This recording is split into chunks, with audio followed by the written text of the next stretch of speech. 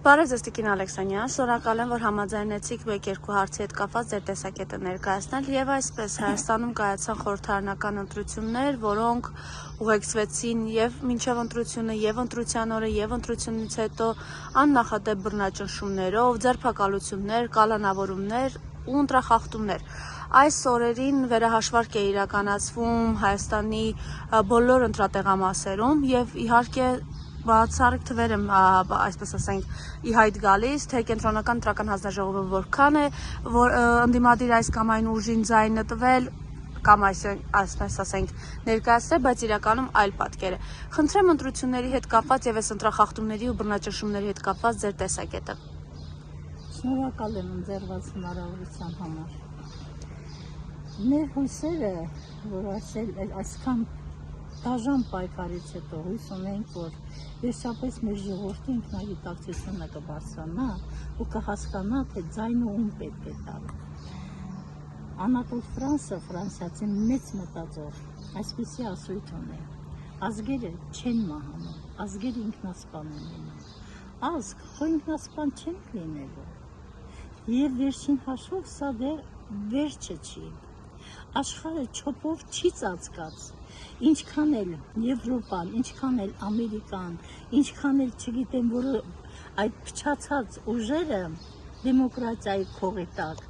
փորձեն պաշտպանել այս թրքահապատակին, այս թրքածինին, այս թրքամետին, միևնույն է, մեր մեծերն ասել են,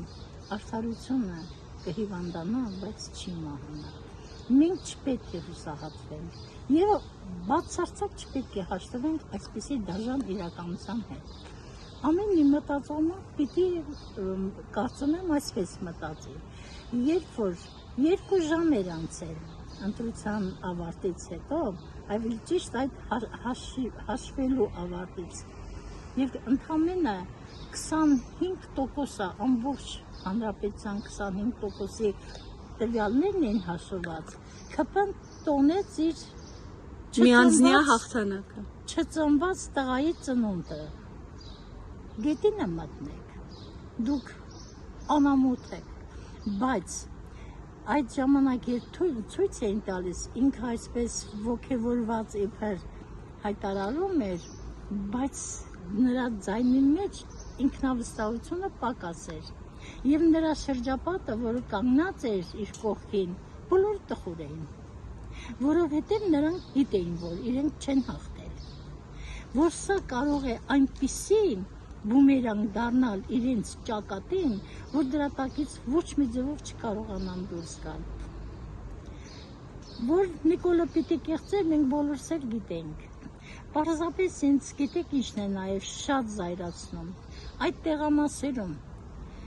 նախագահը, այդ տեղամասերում վստահված անձիկ, այդ տեղամասերում հանձնաժողովների անդամները խոտ են կերել, որ այսքան ուղղակի ես չեմ կարծում, որ ինչ-որ հաշվելու ընթացքում պատահական սխալ է եղել։ Դրանք բոլորը ուղղորդված են, դրանք բոլորը միտումնավոր են, եւ ես հիմա պիտի առաջարկեմ, որ ընտրատարածքներից աղաղակող սխալներ դուրս գան, ոչ մեկին չվճարել, ոչ մեկին տարածիորեն, որ նման հանձնաժողովի նախագահը հետո չգնա 150,000 դրամ ստանա ու իրեն լավը զգա, որ ընտրակեղծիքի մասնակից է դարձել։ Դե մենք ականատեսը եղանք նաև զինվորներին ինչպես էին տանում ընտրության ժամից արդեն հետո 23:40, իսկ երեք գլխավոր շտաբի պետ Էդվարդ Ասրյանն ասում է զինվորները սահմանադրորեն հասանելիք իրենց պարտականությունն են իրացրել։ Որովհետև Էդվարդ Ասրյանը, չէ, դա այն զինվորականն է, չէ, որ ասած կսովածանան, հետ կգնան։ Դե որ Մարտիրոսյանի տխմար է, այդ աշճանի անգրագետ, զարմանալի է, որ պիտի նման բան ասել։ Եթե զինվորները արդեն ներսում լինեին մինչև ժամը 8-ը, ներսում, ես համաձայն եմ, պարտավոր էին ընդունել, բայց զինվորներին բերել են 8-ից 5 պակաս։ Եվ ոչ միայն 8, 23:40 զինվորներ էին բերում ու որ ընտրեն։ Ու բերում են։ Ես չզարմացա, որովհետև 21 թվականի ընտրությունների ժամանակ Էջմիածնի ամբողջ գունդը նստեցրին Էջմիածնում քվեարկելուց հետո դրեցին այդ փառահեղ ավտոբուսները եւ տարան մինչեւ Մեղրի կապան տարան այնտեղ է նույն զինվորը ընտրեց ախր մենք այն որ ռուսական ասացված կազմա не первый раз замужем это ինչ է արել այս անգամ Նիկոլը որ առաջ չի արել Դե աննախադեպ էր այս անգամ աննախադեպ էր կալանավորումները, ձերբակալությունները կալանավորումների իմաստով իհարկե իսկապես աննախադեպ եւ խայտարակություն։ Սա խոսում է Նիկոլի այն ներսում գտնվող վախի ահաբեկման մասին նա շատ լավ գիտի որ եթե այս ամեն ինչը հանկարծ բացվեց ինքը իրոք կանգնելու է գնդակահարության պատի տակ ոչ ֆիզիկական իմաստով իհարկե որտեղ մեր քրեական օրենսգիրքը այդ հնարավորությունը չի տալիս որին ես իսկապես դեմ եմ եղել միշտ հանցանքի համար մարդը պիտի պատասխան տա հազարավոր կյանքերի համար ինքը այսօր վայելի կյանքը ես դա համարում եմ անարդար ու չպիտի թույլ տանք եւ հետո այս ամբողջ հարուզարշավը որ նա տարավ իբր 4 ամիս մեկ ամսվա փոխարեն տարավ 4 ամիս իր լնգու լավազով իր ընտրա կեղծիկի պատրաստ այդ մասսայով բիոմասսայով ինքը տարավ այդ հարուզարշավը որևէ ծրագրի մասին խոսեց մեր ազգի պատկանող անհատը բայց չի մտածում ինքը ոչ մի ծրագիր չի ներկայացրել ախր ինքը միայն հայհոյել է ինքը միայն զրպարտել է ինքը իր համար Քոչարյանն ու Սամվել Կարապետյանը նաև Գագիկ Ծառուկյանը պարզապես քարագլուխ ինչեր անվանում քարագլուխ վիշապ Եռագլուխ լինելով ինքը քարագլուխ պատերազմի գլխավոր վիշապ կարծեմ այդպես անվանեց բայց չէ որ ինքն է այդ բոլոր պատերազմները բերելու հեղինակը բայց չէ որ ինքն էր որ դրդեց Ադրբեջանին հարձակվել ինքը 20 թվականի պատերազմը ոչ միայն հրավիրեց այլև հրահրեց ավելի ճիշտ ոչ միայն հրահրեց այլև հրավիրեց որ Արցախը ուրիշ կերպ չէր կարող տալ այն ժամանակ վզին է դրած որ պիտի Արցախը տա հետո էլ Հայաստանը պիտի տա ականջներդ լավ լսեք ես այս 7-8 տարի է անընդհատ այս հարթակից ասում եմ ականջներդ բացեք աչքերդ բացեք ժողովուրդ մեր երկրի համար մենք ենք մեղավոր ուրիշ ոչ ոք ես շատ եմ զայրանում երբ որ փորձում են ամեն ինչ գցել ռուսի վրա Ռուսաստանը Հայաստանի դայակը չի ինչպես կարելի է Դե այսօր էլ Զախարովան մեր տանամանները չենք լվացրել կուտակվել է լվացարանում Պուտինը չի եկել լվացրել Դե այսօր նաև Զախարովան նորից հայտարարություն արեց որ հայ ժողովուրդը ուզում է հայ-ռուսական հարաբերությունների, այսպես ասենք, շարունակությունը, այն հարաբերությունները, որոնք ունենք, չէ, ժողովուրդը ուզում է, որ հարաբերությունները մնան, բայց այս Փաշինյանը շարունակում է դատարկ խոստումներ տալ Եվրամիություն, Եվրոպա, այսպիսի տերմիններով։ Մադամ, սիրելիս, Զախարովան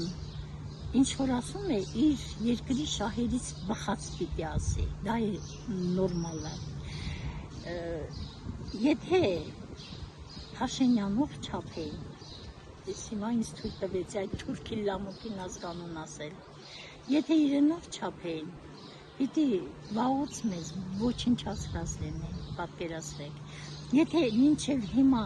այդքան համբերատար, այդքան անուղղակի հասկացնելով շարունակում են հարաբերությունները, դա միայն մեր ժողովուրդների դարերի ապրած կյանքը գնահատելու հետևանքն է։ Ես էլի եմ ասել, ռուս ժողովուրդը 250,000 զինվոր սպա է զոհել այս տարածքում ոտքի տեղ ունենալու համար, Գրիբայդովի նման դիվանագետ է զոհել, թող մեր ժողովուրդը անգրագետի նման իրեն չպահի և մի քիչ խորանա պատմության խորքերը, երբ որ Գրիբայդովը կազմակերպեց ներգաղթը հայերին, արդեն ռուսական տիրապետության տակ անցած, ներկայիս Արևելյան Հայաստանի մասը եւ իհարկե Արցախը, Գարմանը, Ուտիկը, Գանձակը, Շամքորը, էլի տարածքներ, այդ վատցարը, այդ վատ ռուսը 6 տարով ներգաղթյալներին ազատեց հարկերից, չվերցրեց հարկ, հայտարարելով, որ դուք տնավորվեք, ամրապնդվեք, կայացեք, նոր կլցնեք ռուսական գահի գանձարանը։ Մեր ժողովուրդը հիմա ինքնասպանության է դիմում։ Ինքնասպանության։ Բայց եկեք նաև ազնիվ լինենք եւ ասենք,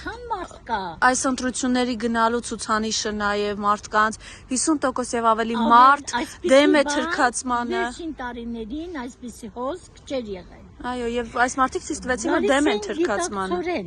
Գալիս էին ոչ թե հենց այնպես ուղակի պարտքը կատարելու, այլ նաև նպաստելու, որ Հայաստանը ազատագրվի թրքացման հեռանկարից։ Բայց այստեղ արդեն այդ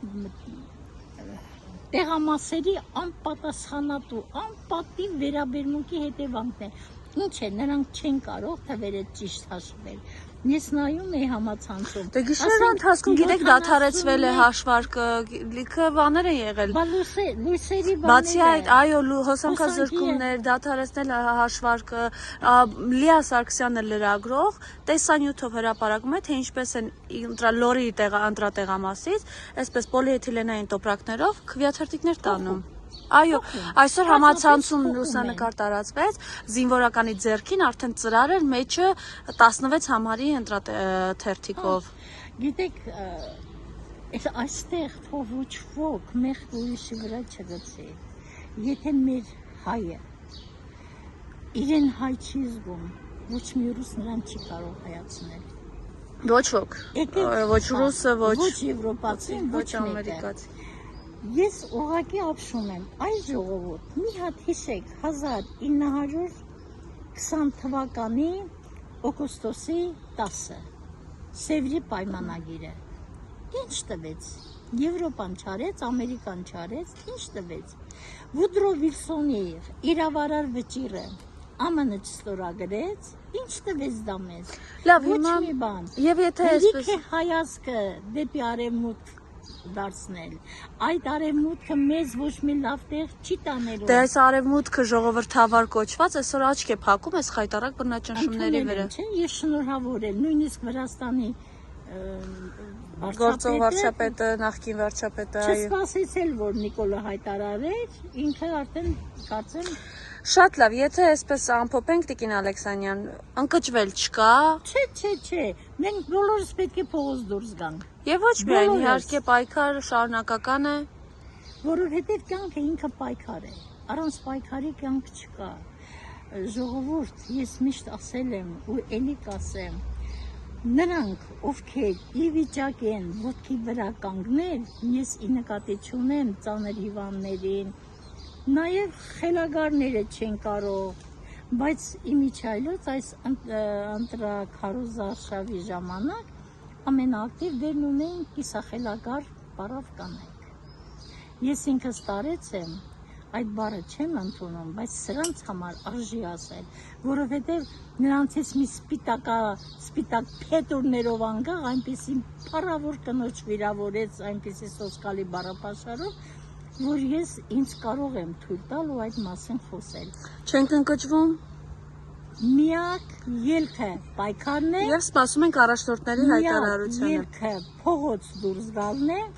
եւ մեր 3 հիմնական ընդդիմադիր ուժերի ղեկավարները կխորհրդակցեն բոլոր էլեմենտներով, բոլոր թեր ու դեմ կողմերով ամեն ինչ կվերլուծեն եւ ինչ որ կհայտարարեն մենք դա էլ կանենք ու դա մեր ազգային պարտքն է, մեր ազգի հետագայի, մեր սերունդների հետագա պատմության եւ մեր զոհված զավակների հիշատակի համար։ Շնորհակալություն։ Ես եմ շնորհակալ։